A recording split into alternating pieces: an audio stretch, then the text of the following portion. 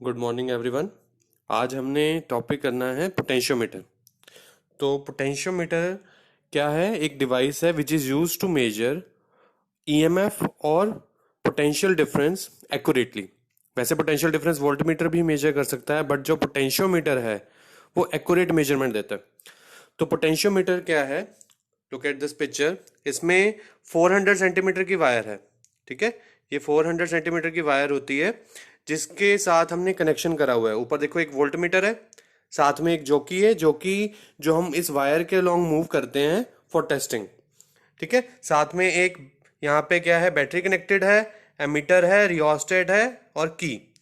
तो प्रिंसिपल क्या है पोटेंशियोमीटर का? प्रिंसिपल है पोटेंशियोमीटर का कि जो वोल्टेज ड्रॉप है it is directly proportional to length of the wire, provided जो है करंट जो है उसमें कांस्टेंट फ्लो करना चाहिए, ठीक है।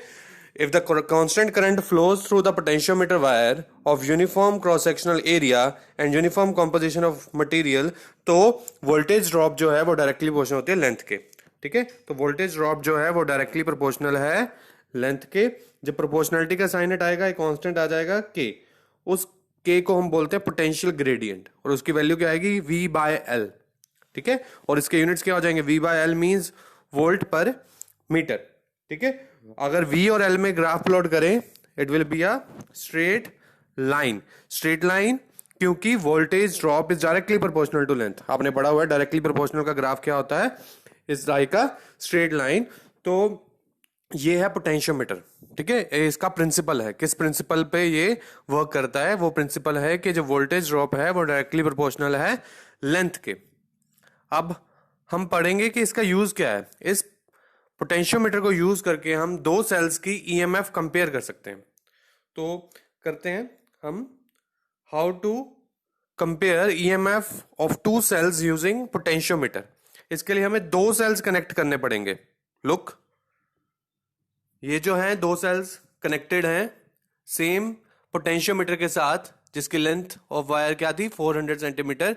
बाकी अरेंजमेंट अप्रोक्सीमेटली सेम रहता है, बट हमने दो सेल्स कनेक्ट करे हैं जिनको हम बारी बारी यूज करेंगे, ठीक है।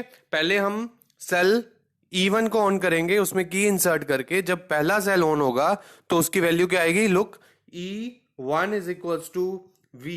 ईएमएफ को किसके इक्वल रखे? E here is EMF which is equals to voltage, और वोल्टेज किसके इक्वल होती है? V किसके इक्वल होता है? IR के, ठीक है। तो IR, R की जगह क्या लिख दिया? रो एल बाय, क्योंकि R जो है उसका फॉर्मूला होता है रो एल बाय ए। तो यहां पे आ गया रो L1 बाय ए। सिमिलरली E2 क्या आ जाएगा? V इज इक्वल टू क्या आ जाएगा? IR, ऐसे ही फिर I rho L2 by A. Formula होता है, पढ़ा हुआ है ना आपने, R is equal to rho L by A. तो यहां पे आ जाएगा रो L2 बाय ए, क्योंकि लेंथ जो आएगी वायर की वो अलग अलग आएगी, क्योंकि different cells have different EMFs. तो उनकी जो बैलेंसिंग लेंथ है L1 या L2 वो डिफरेंट आएगी। That is why we are writing L1 and L2, ठीक है। अगर सेम होती तो L ही लिखते। तो उसके बाद क्या करा? इन दोनों को मैंने डिवाइड कर दिया। E1 और E2 को डिवाइड करने के बाद हमारे पास क्या आ रहा है? L1 bye L2। तो इस तरीके से अगर हमें L1 पता है, L1 is first balancing length. Balancing length होती है जहां पे गैल्वेनोमीटर डिफ्लेक्शन देनी बंद कर देता है, बैलेंस्ड हो जाता है ये। तो और L2, ठीक है, सेकंड बैलेंसिंग लेंथ है। जो अगर ये हमें पता लग जाए तो हम दो सेल्स की ईएमएफ कंपेयर कर सकते हैं, ठीक है।